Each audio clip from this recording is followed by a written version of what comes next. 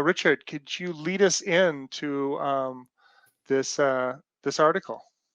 Yeah, this comes from the Associated Press, and we've got it's telling us about a top Southern Baptist Convention administrator who's resigned because of the controversies around how to investigate the church's response to sexual abuse reports.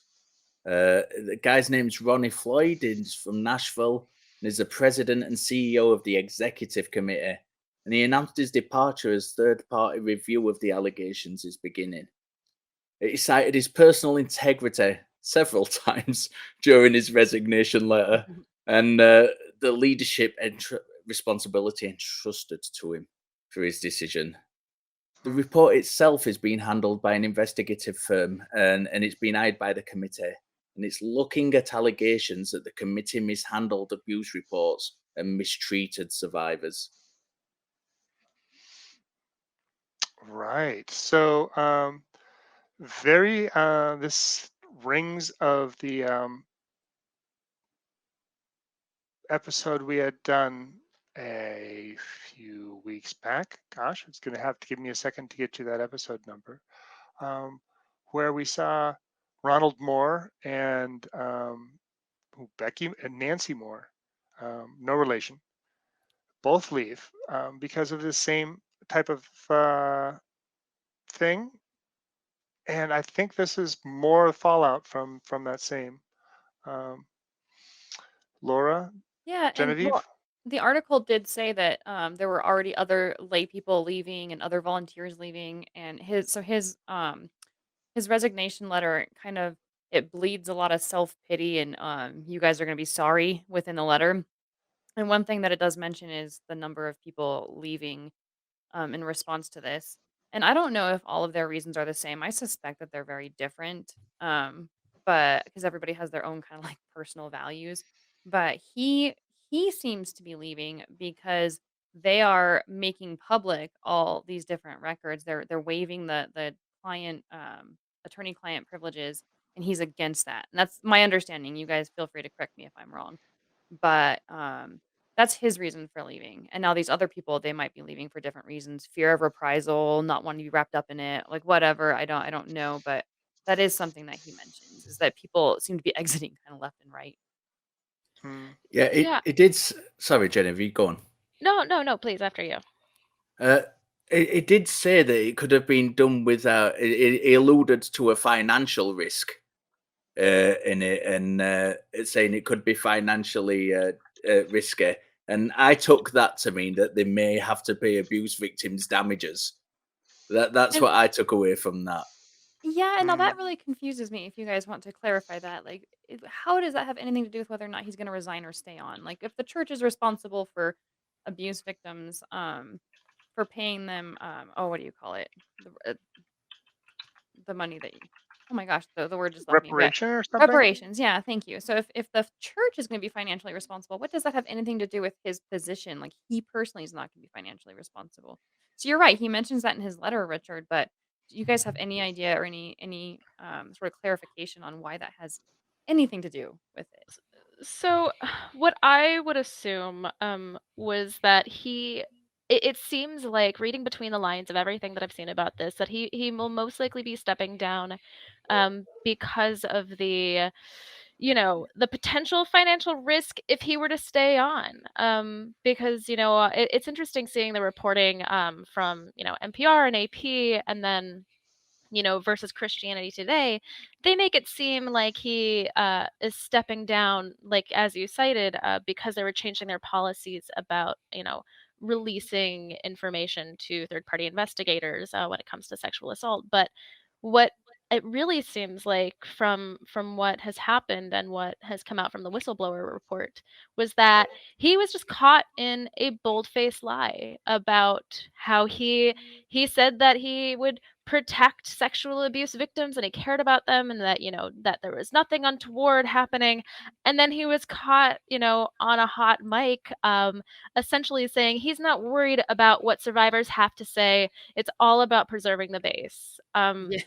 So, I think when we discuss the financial ramifications and the policy changes, he's leaving because he would be implicated as a bad actor. And if he were to remain on, I would not be surprised if he were voluntold to That it's time to go. resign. Yeah.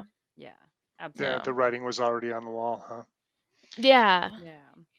Yeah. I mean, um, this was a a hard fought battle from the messengers to the executive committee. These are new terms for me. I tell you what, Mhm.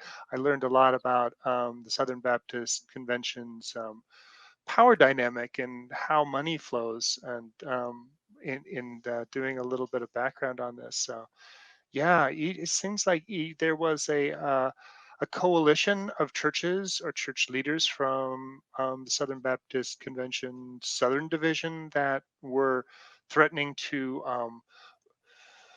direct funds to more to better directions to fulfill the goals of the Southern Baptist Convention, other than sending it to the committee.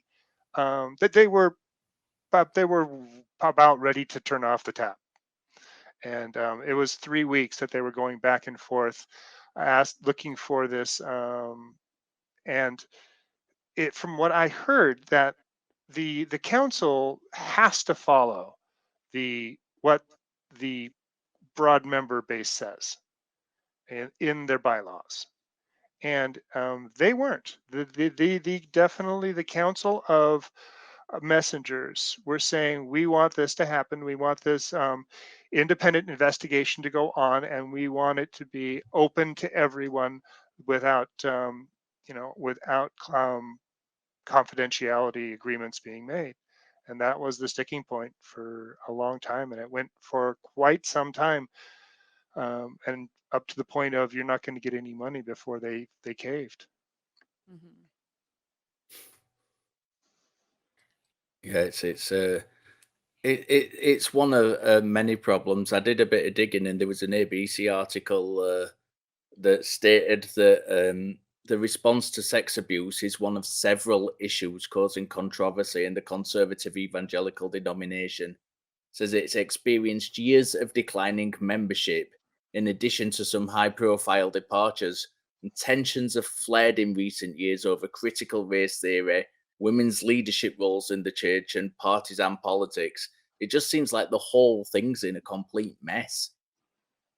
Well, and I mean, yes, but then also to put it in a little bit of perspective, they still have an estimated 14 million members. So when they say in decline, I mean, obviously that might sound like really, really good news. And like certainly to me, the more these organizations, like the more people kind of lose faith in these organizations, and the more they hold them responsible, the happier I am. But then I see the number 14 million and it's like, okay, yeah, so even if a million or 2 left, that's still 13, 12 million people. So we have to keep it in a bit of perspective that this is still a very, very large, powerful, influential, organization. Genevieve? Yeah, I mean, I'm just I'm so sick and tired of talking about churches and Christian churches in particular sexually abusing victims, and then the ones who aren't abusing them are the ones who are covering it up. I was even a little disheartened when I was reading articles, sort of covering this, because it wasn't centered on, what these victims have gone through, or anything that has to do with their struggle and their trauma, and it all has to do with, well, what does this mean for the church? um and it's, once again, it's the bottom line. It doesn't, the individuals don't matter. All that matters is how many members can they keep, how much tithing can really go on, and this is something that sort of frustrates me just when it comes to biblical morality itself, is that, you know all sins are equal. So it's so easy for them to sort of brush off something like sexual assault when perhaps in their eyes homosexuality is much more egregious. Just sort of speaking from Right. what I've heard from friends who went to, Southern Baptist conversion therapies. I had a friend who was told, these people, people who had molested family members or had done horrible acts, mostly it was sexual acts of violence, you know they're better off than you because they can repent, and that is fine. Once you repent, you're fine. You have a lot of work to do because it is, your homosexuality is in your bones. And that's sort of been a theme with a lot of Christian sexual abuse, is that not only is there sort of this patriarchal structure where the status of men is prioritized over women, but if you do an oopsie like sexual assault, you can just repent and you're forgiven. And that's just, it's not how the world works. It's not how it's supposed to work. And to them, it's much more important to let that sort of happen and then just really, really focus on maintaining their power so they can spread the good word of Christ. And it it truly is heartbreaking. Yeah, it's infuriating actually, yeah, and, I agree with you, and what was really, really interesting about his, resignation letter, that really got me kind of fired up is so it's a very, very drippy in the "Please pity me," and, "Here's all the mistakes you guys made," and all this other stuff, and a lot of, putting guilt onto the Southern Baptist Convention, but then there's maybe 2 or 3 sentences about, "Oh, yeah, and we care about these people, and we care about the victims." But even then, like, even when he's giving what little bit of his resignation letter, giving that little tiny bit to the victims, even then, it's for his own glorification because it's all about, "Well, I as a husband and a father and a grandfather, I care about these people, and you guys should know how much I care about these people," and, it really reeks of, self-aggrandizing and not even really necessarily reaching out to the victims or apologizing to the victims in any way, shape, or form. Yeah, and I just want to reflect what both of you have just said. That for me is the biggest problem with this story. I read a lot of articles on this story, and every single one, see, the abuse victims themselves seem to be an aside. And it was the Yeah. difficulty it was causing for the Mhm. church and the denomination's future, which seemed to be the top priority. And that I just couldn't believe it. There was nothing. There was nothing really about the victims in there. Yeah, and tons of articles out there on it. Don't get me wrong. The articles are not few. But you're right. They all focus on the church itself or the individual members who are implicated or stuff like that. But you're right. Nothing about the victims other than the Mhm. fact that they're there. Yeah. It please. Oh, I just really quickly, I just wanted to say that, I spend a lot of time talking to people who have deconstructed, within the past couple years. And the Mhm. biggest complaint is that, these, heads up at the church, are so concerned about maintaining their viewership and their members. Um but then they refuse to listen to the people who have left. And they are so loud. There is a huge deconstruction community who can tell you this is why we're leaving. It's because you're hypocritical. It's because of all of this that you're trying to cover up.